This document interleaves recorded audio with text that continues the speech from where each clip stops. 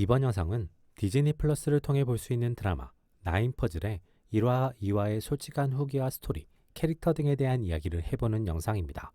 재밌게 봐주시고 구독과 좋아요 부탁드립니다. 윤리나는 어린 시절 의사였던 부모님을 잃고 경찰인 삼촌 윤동훈과 함께 살고 있었습니다. 윤리나는 윤동훈과 매우 가깝게 지냈으며 부모님이 남겨준 유산과 경찰서장까지 한 윤동훈의 재력으로 인해 경제적으로 안정적인 삶을 살고 있었습니다. 10년 전 윤리나는 고등학생으로 기숙사에 살고 있었으며 어떤 문제로 인해 윤동훈과 대화를 하기로 약속했습니다. 그래서 그날은 학교의 프로그램보다 이른 시간에 학교에서 나와서 집으로 향하게 됩니다. 윤리나는 집에 도착해서 사망한 상태의 윤동훈을 발견하게 되고 동시에 바닥에 떨어진 퍼즐 조각 한 개를 발견하게 됩니다. 이 사건은 김한샘이 담당하게 됩니다. 김한샘은 경찰대 출신 엘리트로 이 사건이 자신의 첫 사건이 됩니다. 김한샘은 유력 용의자로 윤리나를 의심합니다. 첫 번째 이유는 범인에게 저항의 흔적이 없으며 외부 침입 흔적도 없다는 것입니다. 두 번째 이유는 윤리나의 알리바이는 지름길과 다양한 변수로 인해 조작이 가능하다는 것입니다. 세 번째 이유는 윤리나가 피해자를 발견한 시점의 기억만 없다는 것입니다. 윤리나는 사건에 대해서 부분적인 기억만을 가지고 있습니다. 사건 당일 자신의 동선과 집에 들어선 순간 그리고 시신을 발견한 순간까지의 기억은 있지만 그 이후부터 경찰이 도착할 때까지의 기억이 없습니다. 이를 통해 김한샘은 윤리나를 집요하게 의심하지만 명확한 증거를 발견하지 못했고 윤리나 역시 본인이 범인일지도 모른다는 불안감을 가지게 됩니다. 이 사건은 결국 미제 사건이 되었습니다. 윤리나는 현재 경찰청 소속 프로파일러입니다.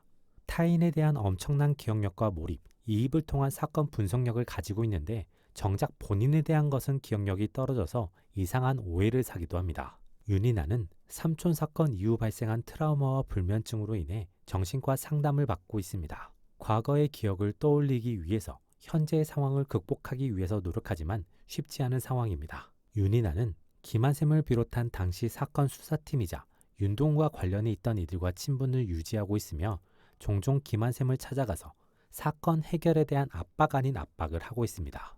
김한샘은 한강경찰서 강력팀 형사로 근무하고 있습니다. 자신에게 주어진 사건을 충실히 해결하면서 동시에 아직도 10년 전 윤동훈 사건을 조사하고 있으며 여전히 강력한 용의자로 윤리나를 의심하고 있는 중입니다. 윤리나는 새로운 사건의 프로파일링을 부탁받게 됩니다. 피해자는 초등학생으로 최초 발견자는 마찬가지로 초등학생인 피해자의 형 최준우입니다. 최준우는 집에 왔더니 동생이 사망한 상태였고 곧바로 부모님에게 연락을 했으며 이후 신고가 이어졌다는 진술을 합니다. 윤리나는 최준우의 진술에서 과거 시제와 현재 시제가 나뉘는 것과 사건 데이터를 통해 최준우를 범인으로 의심하게 됩니다. 윤리나는 자연스럽게 최준우와 대화를 시도하고 서로의 과거를 이야기해보는 방식으로 최준우가 거짓말을 구성할 수 있는 상황을 제공하지 않음으로써 자백을 받아내게 됩니다. 이 에피소드를 통해 윤리나가 모두에게 인정받는 프로파일러이며 사건과 인물의 실체에 접근하는 능력이 뛰어남을 보여줍니다. 윤리나는 익명의 퀵 서비스를 받게 됩니다. 받은 봉투 안에는 퍼즐이 들어있습니다. 윤리나는 이 퍼즐이 과거 윤동훈 사건 때 바닥에 있었던 퍼즐과 이어진다는 것을 확인하고 곧바로 김한샘에게 전화를 합니다. 하지만 김한샘이 전화를 받지 않자 김한샘을 직접 찾아갑니다. 윤리나는 김한샘이 일주일에 한 번 본가에 가서 어머님을 뵙는다는 사실을 알고 있었고 오늘이 그 요일이라는 것을 확인하고 곧바로 김한샘의 본가로 향합니다. 하지만 오늘은 김한샘이 오지 않았다는 것을 듣고 집으로 돌아가려고 하는데 자신이 어디에 주차를 했는지 까먹어서 주차장 전체를 돌아다닙니다. 그 과정에서 윤리나는 이상한 차를 발견하게 되고 그 안에서 숨진 상태의 이명을 발견하고 경찰에 신고하게 됩니다. 이명은 누군가에게 목을 졸린 상태로 살해당한 상태였으며 이 사건은 김한샘의 팀이 담당하게 됩니다. 김한샘은 이번에도 윤리나를 의심합니다. 윤리나가 이곳에 올 만한 특별한 이유가 없는데 사건의 최초 발견자라는 것이 가장 큰 이유입니다. 윤리나는 자신에게 온 퍼즐을 김한샘에게 언급하며 과거 윤동훈 사건과 이번 이미영 사건의 범인이 동일 인물이며 10년 만에 벌어진 연쇄 살인사건이라고 주장합니다. 김한샘은 윤리나가 범인이면서 용의 선상에서 벗어나기 위해 수작을 부리는 것이라고 생각하게 됩니다. 윤리나는 퍼즐을 바탕으로 윤동호 사건과 이미영 사건의 범인이 동일 인물이라는 확신을 가지고 사건을 조사하기 시작합니다. 가장 먼저 윤동호과 이미영의 접점, 공통점 등 기본 조사를 진행합니다.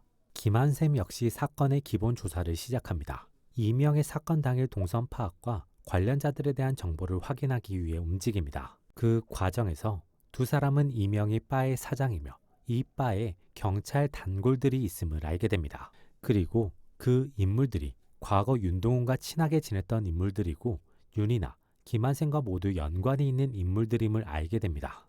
윤이나는 그들과의 친분을 통해 이미영, 윤동훈의 연결고리를 조사하지만 특별한 정보는 없었습니다. 김한샘은 이미영과 마지막까지 술을 마신 사람이 경찰이라는 정보를 통해 가게에 간 적이 있고 알리바이가 없는 모든 경찰을 용의선상에 놓고 조사를 시작하게 됩니다.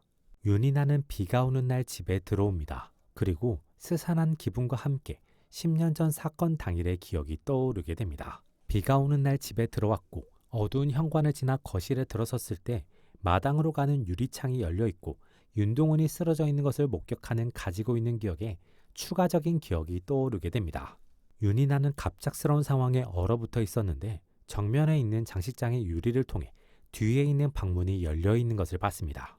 그리고 그 열린 틈으로 누군가가 자신을 보고 있음까지 떠올리게 됩니다. 윤이나는 이 기억이 진짜라면 자신이 범인이 아니라는 것이기 때문에 하나의 안도감을 얻으며 사건에 더욱 몰입하게 됩니다. 개인적으로 나인퍼즐 1, 2화는 괜찮은 작품이었습니다. 10년 만에 다시 발생한 살인사건이라는 소재를 인상적으로 잘 풀어낸 느낌이 있습니다. 그리고 이 사건에 대한 의문을 시청자에게 효과적으로 심어주며 다음을 기대하게 만드는 매력을 잘 갖췄습니다. 하지만 개인적으로는 캐릭터성에서는 아쉬움이 느껴졌습니다. 사건과 관련해서는 뛰어난 인물로 그려지는 김한샘이 윤이나를 의심하는 이유가 다소 맹목적이면서 실체에 접근하는 것이 아니라 자신이 믿고 싶은 것을 믿는 인물로 그려지는 느낌이 있습니다. 이러한 캐릭터성으로 인해 대립이나 의심이 뭔가 어설프게 다가오는 느낌이 들면서 캐릭터의 매력이 느껴지지 않습니다. 주요 캐릭터의 매력이 약함으로 인해 흥미와 재미가 반감되는 느낌이 있습니다. 동시에 윤이나 캐릭터의 강점이 시청자에게 공개되었지만 이것이 본인 사건에는 적용되지 않고 흐름상 결과를 도출하면서 보여짐으로 인해 캐릭터의 강점이 매력으로 잘 연결되지 않는 느낌이 있습니다. 개인적으로 지금까지의 드라마 나인퍼즐은 스토리적 매력은 있으나 캐릭터적인 매력이 덜해서 크게 재밌지도 재미없지도 않은 느낌의 작품입니다. 개인적으로는 당분간 시청을 계속하긴 하겠지만 완주할지에 대한 의문이 있는 작품입니다. 이번 영상은 여기까지입니다. 재밌게 보셨길 바라며 구독과 좋아요 부탁드립니다.